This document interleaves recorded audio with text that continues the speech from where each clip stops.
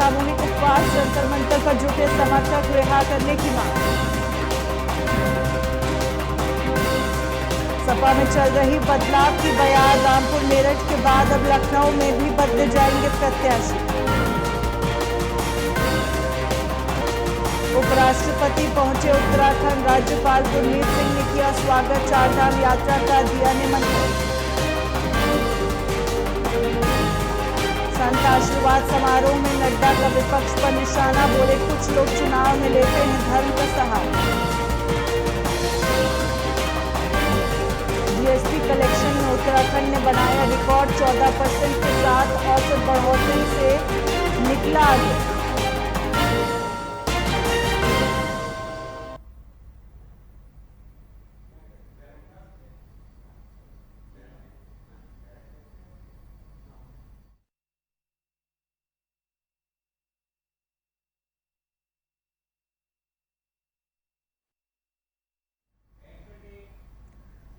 नमस्कार, स्वागत है आपका। आप देख रहे हैं न्यूज लाइव, मैं हूं आपके साथ है ना।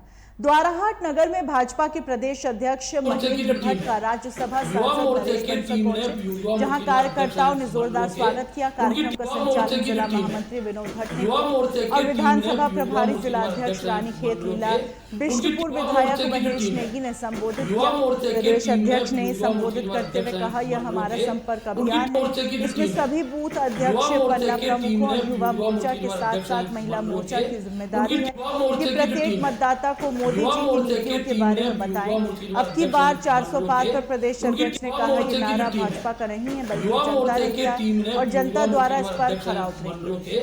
उनकी मोर्चे की जो टीम है, युवा मोर्चे की टीम ने युवा मोर्चे संपर्क अभियान चल रहा है और मैंने विधानसभा जो विधानसभा जीत नहीं पाए थे वहाँ पर बूथ प्रधान की दृष्टि से हमारी बैठकें चल रही हैं।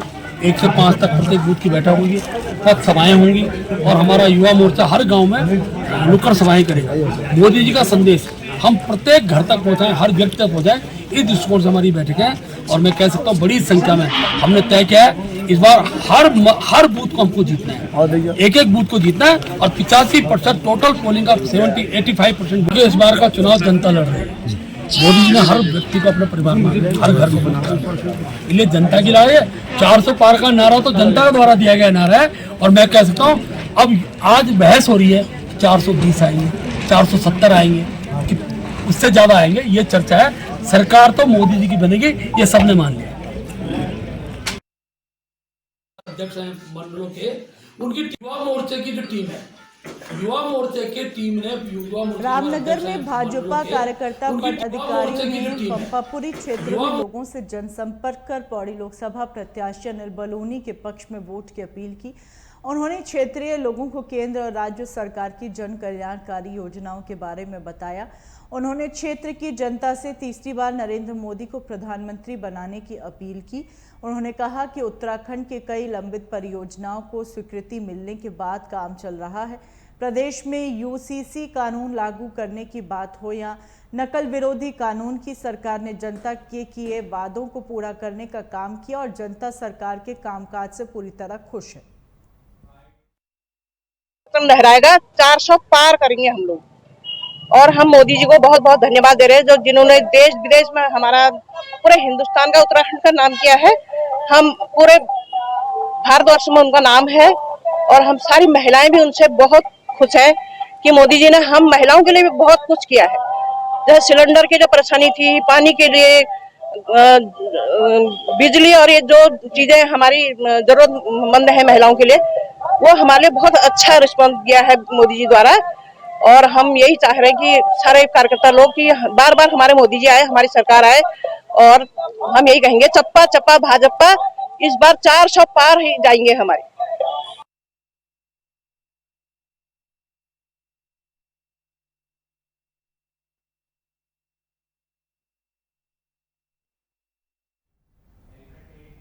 नैनीताल जिले के कालाढूंगी विधानसभा में उत्तराखंड क्रांति दल नैनीताल उधम सिंह नगर से सांसद प्रत्याशी शिव सिंह रावत ने कालाढूंगी पहुंचने पर प्रेस वार्ता करते हुए कहा, काशीपुर, गैरसेड़, पुरानी बहाली, मूल निवास, भू कानून, खेतों की चकबंदी, जंगली जानवरों से निजात, कठोर कानून, पहाड़ी क्षेत्रों में जड़ी बूटियां, बागवानी को बढ़ावा देकर स्थानीय लोगों को रोजगार दिया जाएगा।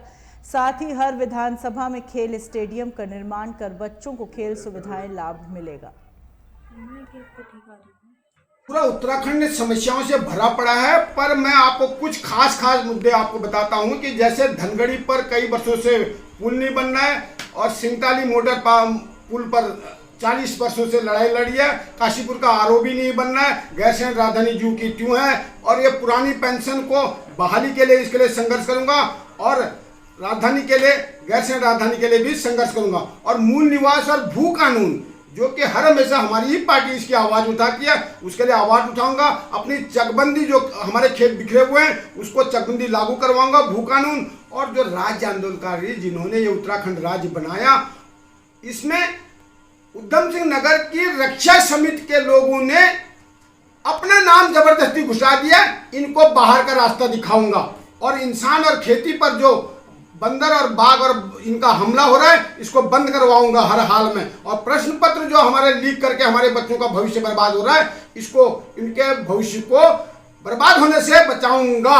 और सरकारी स्कूल में बच्चे जो जाते हैं पढ़ने के लिए, उनको मुफ्त में बस की सेवा दिलवाने का प्रयास करूंगा। और उद्योगों में 70% स्थानीय लोगों को आरक्षण सुनिश्चित करवाऊंगा। और हर विधानसभा में एक खेल स्टेडियम भी बनवाऊंगा। और पहाड़ की जो जड़ी बूटियां हैं वहां उसको बढ़ावा देकर के, बागवानी को बढ़ावा देकर के वहां रोजगार के सुअवसर पैदा करूंगा। और 1 रैंक 1 पेंशन और अग्निवीर जैसी समस्याओं का समाधान करूंगा। और भेष बदल करके ये जो भ्रष्टाचार कार्यालयों में हो रहा है, और अगर जो मुझसे उस टाइम पर भेष बदलते हुए सुविधा शुल्क मांगेगा तो उसे उसी टाइम तत्काल निष्कासित कर उसको सस्पेंड कर दूंगा। और हर मुख्य चौराहे पर मेरा टेलीफोन नंबर लिखा रहेगा ताकि कोई भी अपने सांसद से आराम से बात कर सके। ये मेरे प्रमुख मुद्दे हैं।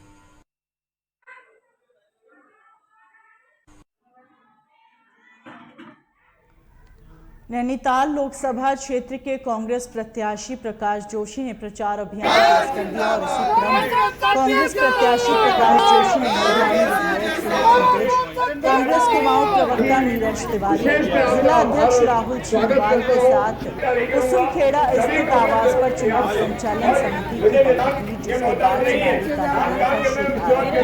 इस दौरान प्रकाश जोशी ने कांग्रेस कार्यकर्ताओं के साथ संवाद कर उसमें जोश का संचार किया और कांग्रेस के घोषणा पत्र को घर घर तक पहुंचाने का स्वागत करता हूँ। अपना तेज गति पकड़ रहा है और निश्चित तौर पे जनता बहुत बुरी तरह से त्रस्त है। हमारे वर्तमान सांसद साहब की निष्क्रियता जो 5 साल रही है लगातार, क्षेत्र के प्रति जो उनकी उदासीनता रही है, उसके प्रति बहुत क्षेत्रीय जनता बड़ा रोष है, आक्रोश है।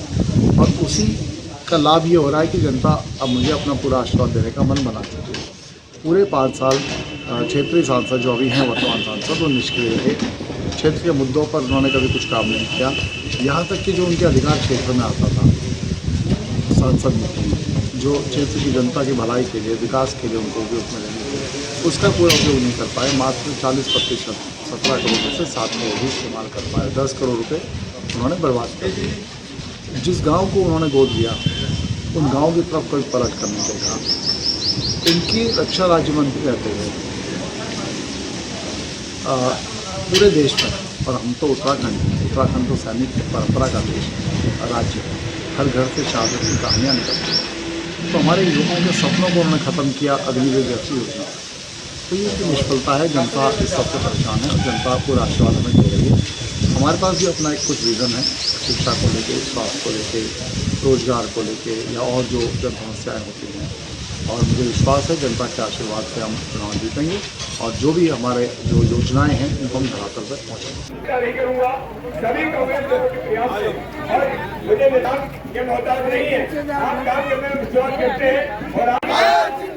सीमांत जनपद चमोली में स्वीप द्वारा मतदाताओं को जागरूक करने के लिए एक नई पहल शुरू की गई।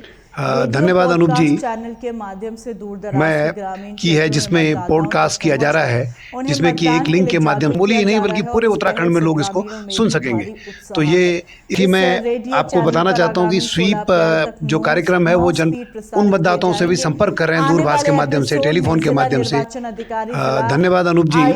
के साथ ही जिले मैं की है जिसमें पॉडकास्ट किया जा रहा है, जिसमें कि एक लिंक के माध्यम से, बोली ही नहीं बल्कि पूरे उत्तराखंड में लोग इसको सुन सकेंगे।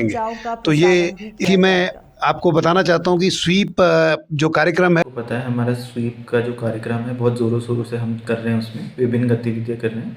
उसी क्रम में हमने एक इसमें नया स्वीप रेडियो पॉडकास्ट स्टार्ट किया है, जिसमें हम डिफरेंट डेट्स पे ये निश्चित समय पे हम इसको चलाएंगे और इसमें डिफरेंट जानकारियाँ देंगे इलेक्शन रिलेटेड और लोगों को जागरूक भी करेंगे। और इसके अलावा जो डिफरेंट जानकारी हैं, जैसे PWD वोटर्स के लिए क्या क्या सुविधाएं हैं और सब वोटर्स के लिए क्या क्या सुविधाएं हैं, कौन कौन सी ऐप्स हैं जो ECI देता है लोगों के लिए, तो ये सारी चीज़ें हम इसमें बता रहे हैं। तो इसमें डिफरेंट एपिसोड है, इसका पूरा डिटेल हमने जारी भी करा है कि कब एपिसोड क्या एयर होगा, और उसको बाद में हम अपने सोशल मीडिया अकाउंट में भी डालते हैं। तो आप सब लोग हमारा social media account SVEEP Chamoli और DM चमोली अकाउंट फॉलो करें, उसमें आपको सारी चीज़ें डिटेल्स मिल जाएगी। Thank you.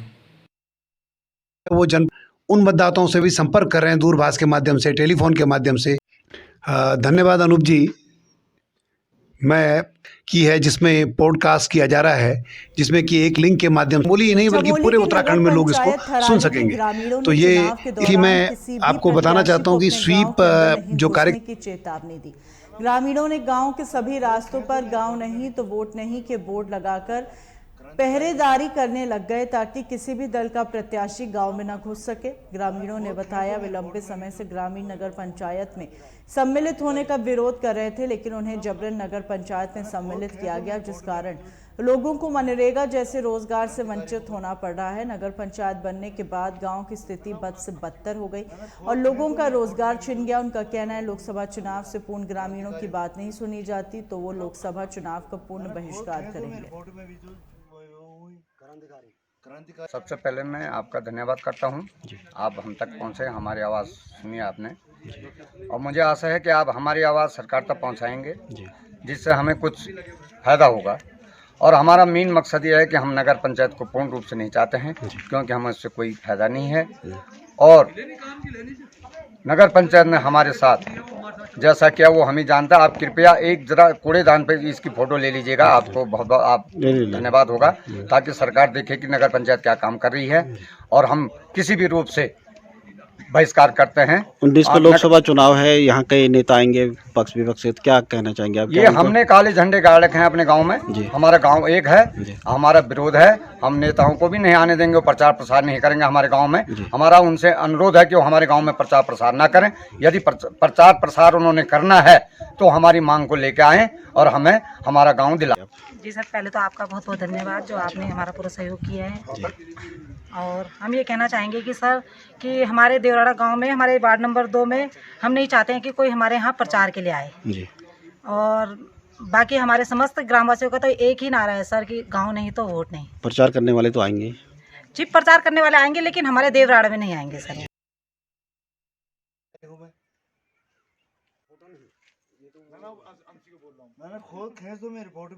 चमोली में थराली विकासखंड के कुनी पार्था गांव में प्रधानमंत्री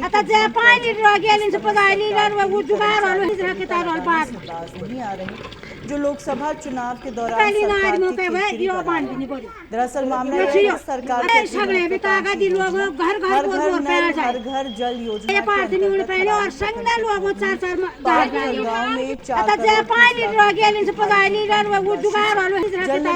प्रयाग ने गांव के पाइपलाइन तो बिछा दी, लेकिन उनको कई माह गुजर जाने के बाद नसीब नहीं हुआ।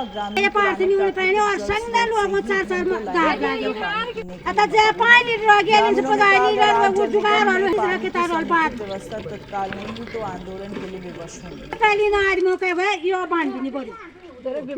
हमारे गांव में अभी ये प्रधानमंत्री द्वारा योजना, ये जल पानी नहीं आया, और हमारे गांव में ये 50 से 40-50 मावा से छूट गए, जहां पाइप लाइन नहीं बिछाई। हम अपने पुराने धारे से पानी पी रहे। हमारे गांव में जल अभी तरह कोई जल का 5 करोड़ की स्कीम थी, पता नहीं ठेकेदारों ने क्या कर दिया। ऊपर से लाइन भी टूट गई, पानी का ऐसा मोह जोड़ा करा और वो भी टूट गया। पैप सही से नहीं वो करे, पानी कहाँ से आएगा? सगले भी तागा दी लोग घर घर मोर मोर पे आ जाए, ये पार्थ नहीं होने पाए और संग ना लोग 4-4 दाग लगे। लोकसभा चुनाव को शांतिपूर्ण निर्वाचन आयोग के निर्देश पर चमोली जनपद में कई स्थानों पर स्पाइक चेक पोस्ट बनाए गए, जहां पर वाहनों की चेकिंग की जा रही है। गौचर में बनाए गए एसएसटी चेक पोस्ट का आज जिला निर्वाचन अधिकारी हिमांशु खुराना और एसपी चमोली ने निरीक्षण किया और व्यवस्थाओं को लेकर जरूरी दिशा निर्देश दिए। इसके बाद जिला निर्वाचन अधिकारी और प्रशासन की टीम ने गौचर जीआईसी की पोलिंग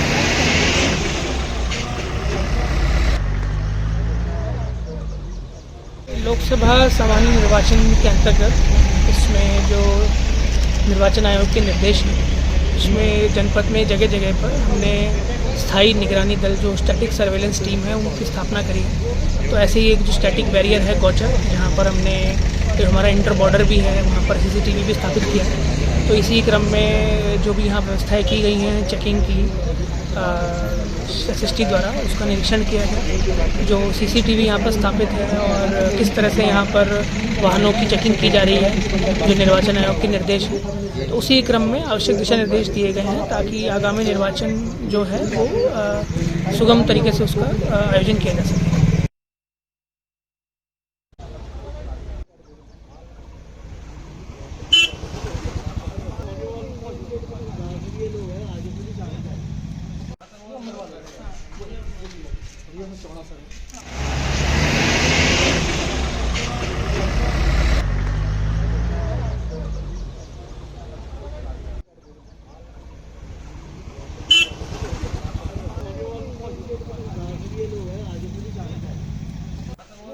चारधाम यात्रा शुरू होने में अभी लगभग 1 महीने का समय बाकी है, जिसके बाद शासन प्रशासन ने तैयारियां शुरू कर दी हैं। पर बात की जाए धाम में श्रद्धालु मां गंगा के शीतकालीन प्रवास मुखवा एवं गंगोत्री धाम में अभी तक 15,000 से भी अधिक लोग दर्शन कर चुके हैं और यह भीड़ दिन प्रतिदिन बढ़ती जा रही है, जिसके कारण यहाँ के होटल व्यवसायियों में खुशी की लहर है। गंगोत्री धाम में इस बार जमकर बर्फबारी हुई, जिसको देखने के लिए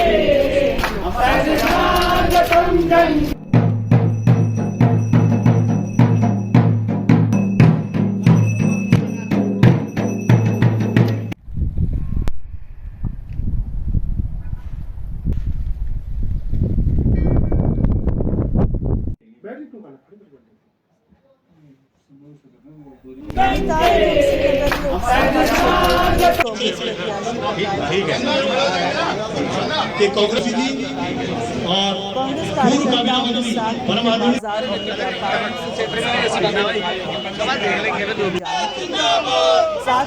भाजपा पर निशाना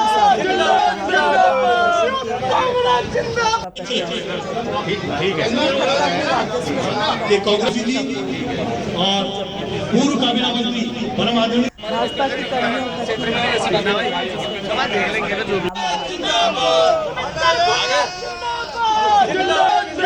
उनके पास नहीं था। उनके रक्षा राज्य मंत्री रहते हुए अग्निवीर जैसी योजना लागू हुई देश में, जिसने इन नौजवानों का खासतौर पर उत्तराखंड सैनिक बालू प्रदेश में तो ऐसे युवाओं के सपनों पर कुठाराघात किया जो फौज में जाकर देश की सेवा करना चाहते थे। तो वो उनके ही रक्षा राज्य मंत्री राजनाओं को लेकर क्या कहेंगे आप? सांसद बनने के बाद इसमें पहल करेंगे होने के लिए? तो निश्चित तौर पर जो जन भावना है, जो वहाँ हमारे क्षेत्र के जो सभी लोग हैं, उनकी जो भावना होगी उसकी भावना के अनुरूप हम आगे बढ़ेंगे, उसके लिए संघर्ष करेंगे। क्षेत्र में भ्रष्टाचार नहीं है, कई प्रकार की समस्याएं यहाँ पर बहुत कुछ नहीं है, लेकिन उसके लिए हमारे सांसद साहब का देखिए, एक तो वो सांसद दूसरे राज्य में उनकी सरकार, तीसरे केंद्र में उनकी सरकार, उसके बावजूद वो नहीं करा पाए। यही तो मैं कह रहा हूँ, जनता इसी चीज का तो बदलाव चाहती है। जनता जान चुकी है, पहचान चुकी है उनको। सांसद बनने के बाद पहली प्राथमिकता क्या होगी? जो पहली प्राथमिकता देखिए कभी भी एक प्राथमिकता पहले नहीं हो सकती, क्योंकि इतना पूरा सिस्टम बिगाड़ चुके हैं वर्तमान सांसद और भारतीय जनता पार्टी का 7 साल का जो शासन था उसने पूरे सिस्टम को पूरा अस्त व्यस्त कर दिया है। तो मैं मानता हूँ किसी एक प्राथमिकता की बात करने के बजाय हम पैरेलली अलग अलग योजनाओं पे काम कर सकते हैं। हम शिक्षा पे बहुत बड़ा काम करने की जरूरत है। इस पूरी लोकसभा में लगभग 4 लाख ऐसे नौजवान हमारे युवा साथी हैं जिनकी आयु वर्ग 18 से 24 वर्ष के बीच में, जो एक विद्यार्थी का आयु वर्ग होता है, और उनके पढ़ने के लिए उच्च शिक्षा के लिए मात्र 20 डिग्री कॉलेज है, छोटे छोटे है, उसमें सबसे बड़ा हल्द्वानी है। आप कल्पना कीजिए, आपके माध्यम से मैं जनता के बीच ये बात ले जाना चाहता हूँ। एक मिनट, ये मुद्दा खत्म करने दीजिए, ये बड़ा इंपॉर्टेंट है। नहीं खत्म नहीं हुआ। 20 लाख के बीच में 20 और 4 लाख विद्यार्थियों के बीच में सिर्फ 20 degree college. Haldwani degree college में लगभग 12 से 14 हजार विद्यार्थियों का प्रवेश होता है। प्रांतीय विषय इतने हावी है और केंद्र की नीतियां जो है वो तो वैसी ही जन विरोधी।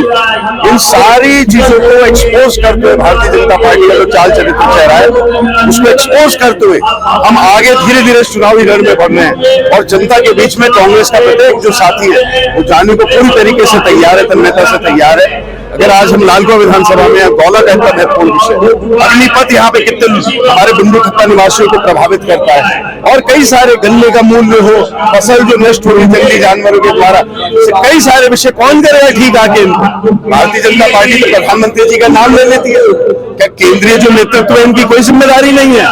चुनाव में उनका नाम ले लेती है और 5 साल हाट वाट में वो बन के यहाँ घूमते हैं। तो जनता को समझना पड़ेगा, जब तक आपके स्थानीय विषय ठीक नहीं होंगे, स्थानीय मुद्दों की आवाज सही से नहीं उठेगी, आपका प्रतिनिधित्व अधूरा है। और अधूरे प्रतिनिधित्व से बेहतर है कि ऐसे प्रतिनिधि को चुनिए तो सड़क से सदन तक हर मुद्दे को उठाए। देखिए अभी उसकी कोई घोषणा नहीं हुई, कार्यक्रम और संघर्ष तो बिंदु खत्ता का हम लोगों ने करा। अभी उसकी जो घोषणा है वो उसका शासनादेश नहीं आया।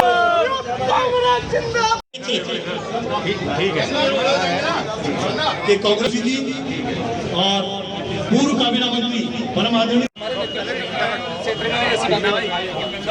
रमजान के पाक महीने में रोजेदारों को इफ्तार कराने वालों को भी सवाब मिलता है, जिसको लेकर मौके पर चलकर भागीदारी होता है। इसी क्रम में नगर पंचायत पूर्व चेयरमैन रामबाबू मिश्रा और कांग्रेस नेता कमलेश यादव ने रोजा इफ्तार का आयोजन किया, जिसमें सैकड़ों रोजेदार इफ्तारी में शामिल हुए और मुल्क में अमन और चैन। देखिए आज पूर्व चेयरमैन आदरणीय रामबाबू मिश्रा जी के द्वारा यहाँ पर रोजा इफ्तार रखा गया था, हमें भी बुलाया था। मैं बधाई देना चाहती हूँ, क्योंकि ये महीना एक ऐसा महीना होता है इसमें हमारे अल्पसंख्यक भाई लोग पूरे दिन व्रत रखते हैं, और अभी यहाँ पर रोजा इफ्तार करके सब लोगों ने अपना व्रत तोड़ रखा है, और मैं इसकी शुभकामनाएं देती हूँ और उनकी उज्जवल भविष्य की कामना करती हूँ। आज रमजान के महीने में हमारे द्वारा ये रोजा इफ्तार का कई वर्षों से प्रोग्राम रखा जा रहा है। आज हमारी तरफ से और हमारे कमलेश यादव द्वारा ये प्रोग्राम रखा गया रोजा इफ्तार का।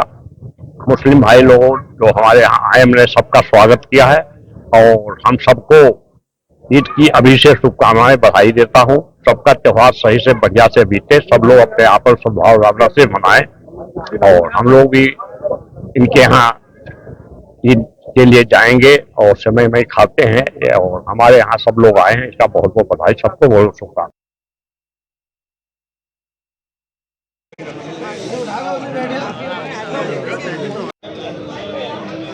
भाजपा सोशल मीडिया दिन को चुनाव को मंत्र देने के लिए डिप्टी सीएम केशव प्रसाद मौर्य का राजनगर में आगमन हुआ। इस दौरान उन्होंने मीडिया से बात करते हुए अखिलेश यादव के मुख्तार के घर पर जाने की टिप्पणी की। उन्होंने कहा कि मुख्तार सपा की बीमारी और भाजपा पूरी तरह से स्वस्थ है। वहीं डिप्टी सीएम ब्रजेश पाठक ने विश्वास जताया और वोट बैंक की राजनीति को लोकसभा चुनाव में राज्य की सभी 80 सीटें जीतेगी और अब की बार 400 के पार लक्ष्य को हासिल करेगी। मतलब ऐतिहासिक भीड़ उमड़ी है माननीय प्रधानमंत्री नरेंद्र मोदी जी की जो कल रोड शो और रैली थी सहारनपुर में, अद्भुत मतलब ऐतिहासिक भीड़ उमड़ी है माननीय प्रधानमंत्री जी को देखने के लिए, सुनने के लिए।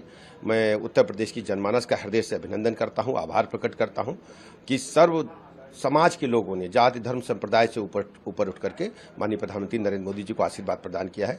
मैं बहुत बहुत अभिनंदन करता हूं। उत्तर प्रदेश में 80 में 80 सीटें बीजेपी जीत रही है। जिस तरह से प्रधानमंत्री की रैली में भारी भीड़ देखने को मिली, लगातार उन्होंने इतना जनसंपर्क किया, देख के ये बात कहीं ना कहीं स्पष्ट होती है कि अब की 400 पार की ही नहीं, अब की 400 पार एकदम एनडीए 400 पार करेगा। देखिए, श्री अखिलेश यादव जी की जो राजनीति है यह वोट बैंक की राजनीति है और वोट बैंक की राजनीति को जनता ने नकार दिया है। राष्ट्रवाद और विकासवाद के रास्ते पर जब देश और प्रदेश चल पड़ा है तो तुष्टीकरण नहीं चलेगा, कमल खिलेगा और फिर एक बार प्रचंड बहुमत की मोदी सरकार बनेगी। सर, क्या लगता है कि मुस्लिम वोट बैंक को रिझाने के लिए ये सारी चीजें? देखिए, वो मैं यह मानता हूं कि उनके मन में श्रद्धा है कि वोट प्राप्त करने का लालच है, मैं नहीं जानता हूं, लेकिन मैं ये जरूर जानता हूं कि गाजीपुर लोकसभा हो और चाहे उत्तर प्रदेश की 80 की 80 लोकसभा हो, वहां भारतीय जनता पार्टी और गठबंधन के जो प्रत्याशी वही जीतेंगे। रायबरेली के सरेनी इलाके में जमीनी विवाद के कारण आरोपियों ने एक अधीर की हत्या कर दी। स्थानीय लोगों का कहना है मृतक श्याम विलास त्रिवेदी का उसके पड़ोसियों में आपसी विवाद चल रहा था। बीते रात को मृतक अपने घर के बाहर किसी के साथ धार्मिक कार्यक्रम में शामिल होने जा रहा था और रास्ते से मृतक के साथ उसके पड़ोसी शिवानंद शुक्ला और आशुतोष आदि की मारपीट की और अस्पताल में इलाज के दौरान उसकी मौत हो गई। इन परिजनों की तहरीर के आधार पर पुलिस ने जांच शुरू की। 108 एम्बुलेंस के द्वारा श्याम विकास नाम को व्यक्ति जिसकी उम्र करीब 48 साल है, जो कि 108 एम्बुलेंस पर लाया गया था, रात को एडमिट किया गया। उसको एडमिट करने पर उसके दोनों पैरों में चोटें थी, दोनों हाथों में चोटें थी, सर में चोटें थी। बाकी उसको एग्जामिन करके फर्स्ट एड किया गया। फर्स्ट एड करने और ट्रीटमेंट करके एडमिट कर दिया गया। अटेंडेंट द्वारा ये पता चल रहा है कि कुछ लोगों ने मारपीट हुआ था जिसके कारण उसको चोटें आई थी। ये तो जाँच का विषय है, मारपीट हुआ या कैसे चोटें आई। बाकी उसको एडमिट कर दिया, ट्रीटमेंट चल रहा था। ड्यूरिंग ट्रीटमेंट वो एक्सपायर हो जाए, इसकी बॉडी पर रखवा दिएगा पोस्टमार्टम। 108 एम्बुलेंस के द्वारा श्याम विकास नाम को व्यक्ति जिसकी उम्र करीब 48 साल है, जो कि 108 एम्बुलेंस पर लाया गया था, रात को एडमिट किया गया। उसको एडमिट करने पर उसके दोनों पैरों में चोटें थी, दोनों हाथों में चोटें थी, सर में चोटें थी। बाकी उसको एग्जामिन करके फर्स्ट एड किया गया। फर्स्ट एड करने और ट्रीटमेंट करके एडमिट कर दिया गया। अटेंडेंट द्वारा ये पता चल रहा है कि कुछ लोगों ने मारपीट हुआ था जिसके कारण उसकी चोटें आई थी। ये तो जाँच का विषय है, मारपीट हुआ या कैसे चोटें आई। बाकी उसको एडमिट कर दिया, ट्रीटमेंट चल रहा था। ड्यूरिंग ट्रीटमेंट वो एक्सपायर हो जाए, इसकी बॉडी पर रखवा दिएगा पोस्टमार्टम। 108 एम्बुलेंस के द्वारा श्याम विकास नाम को व्यक्ति जिसकी उम्र करीब 48 साल है, जो कि 108 एम्बुलेंस पर लाया गया था, रात को एडमिट किया गया। उसको एडमिट करने पर उसके दोनों पैरों में चोटें थी, दोनों हाथों में चोटें थी, सर में चोटें थी। बाकी उसको एग्जामिन करके फर्स्ट एड किया गया। फर्स्ट एड करने और ट्रीटमेंट करके एडमिट कर दिया गया। अटेंडेंट द्वारा ये पता चल रहा है कि कुछ लोगों ने मारपीट हुआ था जिसके कारण उसकी चोटें आई थी। ये तो जाँच का विषय है, मारपीट हुआ या कैसे चोटें आई। बाकी उसको एडमिट कर दिया, ट्रीटमेंट चल रहा था। ड्यूरिंग ट्रीटमेंट वो एक्सपायर हो जाए, इसकी बॉडी पर रखवा दिएगा पोस्टमार्टम। 108 एम्बुलेंस के द्वारा श्याम विकास नाम को व्यक्ति जिसकी उम्र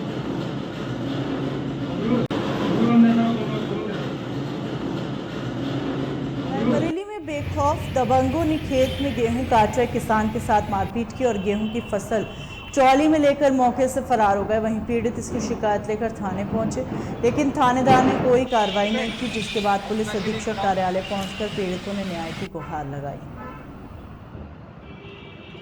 मामला हमारी खेती की हमारी फसल हम कटते रहना, अपनी फसल को बोए हन।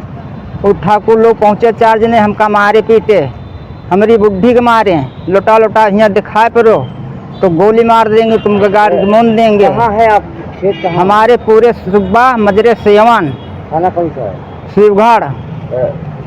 उसके बाद क्या हुआ? सारी फसल उठा ले गए? सारी फसल रात में उठा ले गए ट्रैक्टर से। झुल्लू, कोई अरुण, उमेश, झुल्लू, छद्दन। किस चीज़ की फसल थी? गेहूँ की। लगभग कितनी फसल ले गए होंगे? करीब ले गए हैं 10 बिस्वा। यहाँ कहाँ है? मुलाकात हुई पुलिस से? हम यहाँ आए हैं रायबरेली। मुलाकात हुई कप्तान साहब से? हाँ साहब से है मुलाकात। क्या कहा है? कहें जांच हम कराएंगे मौके पे।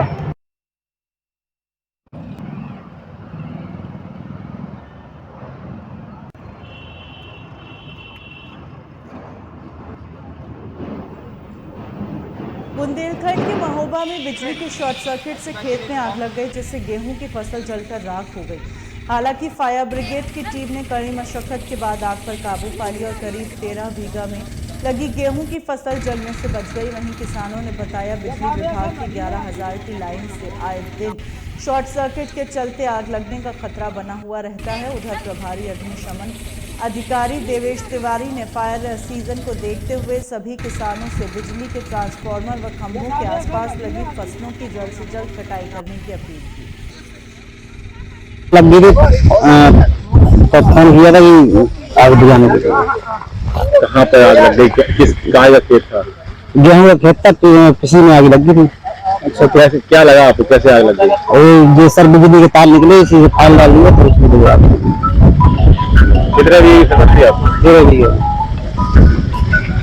क्या नाम है? मनोज कर्मकरारी। सीजी के माध्यम से सूचना प्राप्त हुई।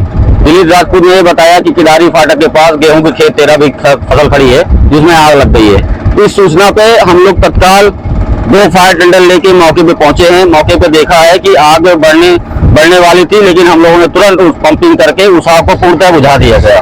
और जितने आसपास यहाँ खेत खड़े हुए हैं गेहूं के, उन खेतों को हमारी फायर सर्विस की टीम ने आग को बुझाते हुए उन खेतों को बचा लिया है। फसल में ये लगभग देखा जाए तो करीब 13 बीघे की फसल यहाँ खड़ी हुई है और अभी कटने को बकाया है। मेरे द्वारा यहाँ के किसानों को निर्देशित किया गया है फायर सीजन को देखते हुए और इतनी धूप को देखते हुए कि जो भी खेत आपके तारों के नीचे हैं या वो खंभों के नीचे हैं या ट्रांसफार्मर के नीचे, जितना भी खेत एरिया आपका है उसको काट लें समय रहते हुए, ताकि यह बड़े अग्निकांड न होने पाए।